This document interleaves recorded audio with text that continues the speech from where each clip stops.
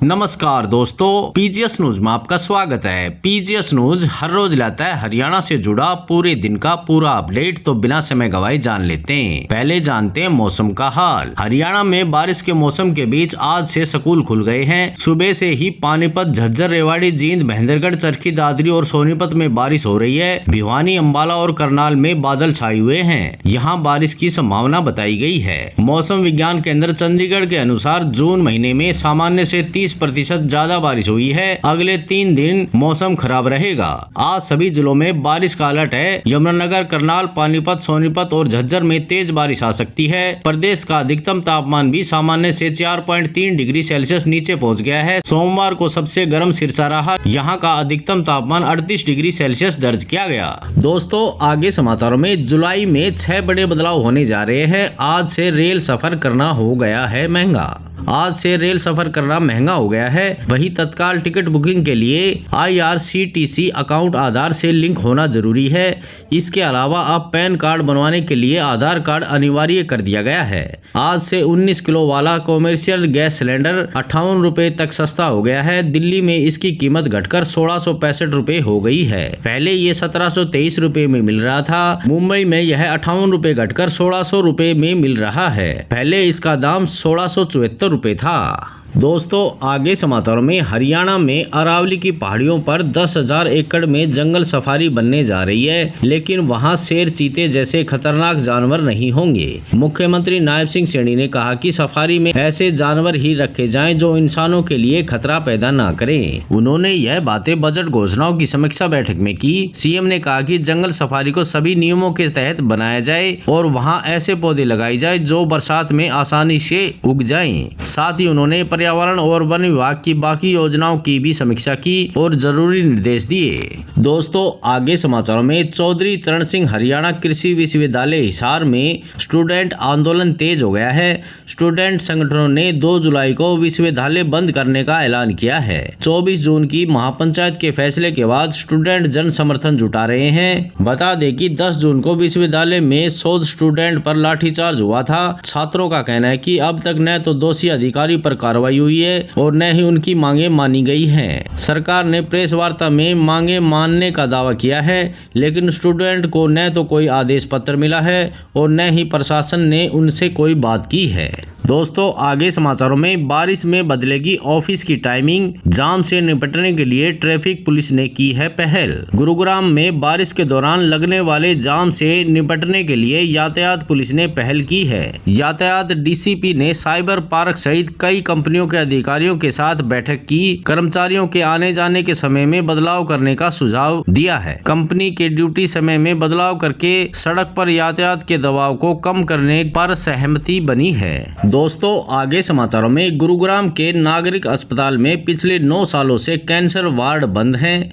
जिससे मरीजों का इलाज नहीं हो पा रहा है। कैंसर जांच की सुविधा तो है, पर विशेषज्ञ चिकित्सक नहीं है। मरीजों को रोहतक और दिल्ली रेफर किया जा रहा है। अस्पताल प्रशासन विशेषज्ञ की नियुक्ति के प्रयास कर रहा है ताकि कैंसर रोगियों को सही उपचार मिल सके। दोस्तों, आगे समाचारों में हरियाणा में बिजली की दरों में वृद्धि को लेकर पूर्व वित्त मंत्री संपत सिंह ने राज्य बिजली विनियामक आयोग में याचिका दायर की है। उन्होंने फिक्स चार्ज और औद्योगिक उपभोक्ताओं की दरों में वृद्धि का विरोध किया है। उनका कहना है कि बिजली कंपनियां कम दर पर बिजली खरीदकर उपभोक्ताओं को अधिक दर पर बेच रही है, जिससे उपभोक्ताओं पर बोझ बढ़ गया है। दोस्तों, आगे समाचारों में हरियाणा में नए जिले, उपमंडल, तहसील बनाने का रास्ता खुल गया है। जनगणना आयुक्त ने प्रशासनिक इकाइयों की सीमाओं में बदलाव के लिए 31 दिसंबर तक का समय दिया है। सरकार ने कृष्णलाल पवार की अध्यक्षता में कमेटी बनाई है। कमेटी के पास हांसी, डवाली, असंध, सफीदो, गोहाना को जिले बनाने का प्रस्ताव है। उपायुक्तों की सिफारिश पर ही नए जिले बनेंगे।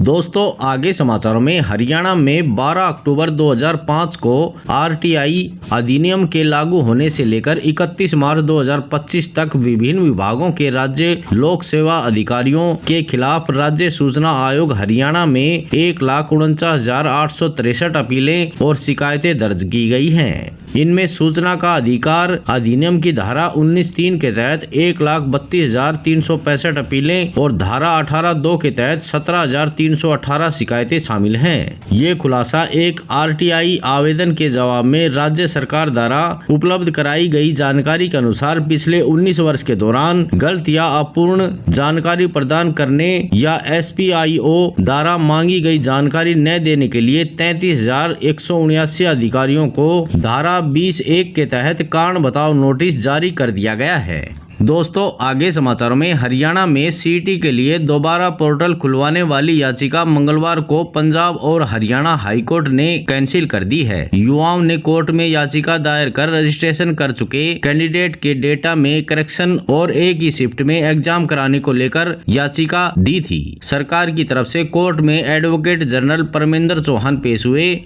उन्होंने हाईकोर्ट में कहा कि जो कैंडिडेट अपना रजिस्ट्रेशन सर्टिफिकेट पहले किसी कारणों से नहीं दे पाए उन्हें एग्जाम में राहत दी जाएगी। जिन कैंडिडेट्स ने अपना रजिस्ट्रेशन सर्टिफिकेट एग्जाम की लास्ट डेट से पहले अप्लाई किया है, इन उम्मीदवारों के लिए रजिस्ट्रेशन पोर्टल करेक्शन के लिए खोला जाएगा। इससे वह अपनी सर्टिफिकेट सही कर सकेंगे। दोस्तों, आगे समाचारों में भिवानी जिले के लोहारू में अखिल भारतीय किसान सभा और संयुक्त किसान मोर्चा भिवानी के प्रतिनिधि मंडल ने विधायक राजवीर सिंह फरटिया से मुलाकात की। किसानों ने खरीफ 2023 में हुई फसल नुकसान बीमा योजना में 350 करोड़ रुपए के कथित घोटाले की उच्च स्तरीय न्यायिक जांच की मांग उठाई है। किसान संगठनों का आरोप है कि बीमा कंपनी ने सैटेलाइट इमेजिंग का दुरुपयोग कर बीमा क्लेम में कटौती की। जमीनी स्तर पर नुकसान साबित होने के बावजूद किसानों को उचित मुआवजा नहीं मिल पाया। किसानों ने दोषियों को सजा, बीमा राशि, ब्याज सहित वापस करने की मांग उठाई है। दोस्तों, आगे समाचारों में हरियाणा की रेसलर और जुलाना से कांग्रेस विधायक विनेश फोगाट मां बन गई है। उन्होंने मंगलवार सुबह 9 बजे दिल्ली के अपोलो अस्पताल में बेटे को जन्म दिया। विनेश को कल शाम अस्पताल में भर्ती कराया गया था। विनेश के ससुर राजपाल राठी ने बताया कि ऑपरेशन के जरिए डिलीवरी हुई है। फिलहाल मां और बच्चा दोनों स्वस्थ हैं। दोस्तों, आज समाचारों में बस इतना ही। कल मिलते हैं और नई खबरों के साथ। तब तक के लिए नमस्कार।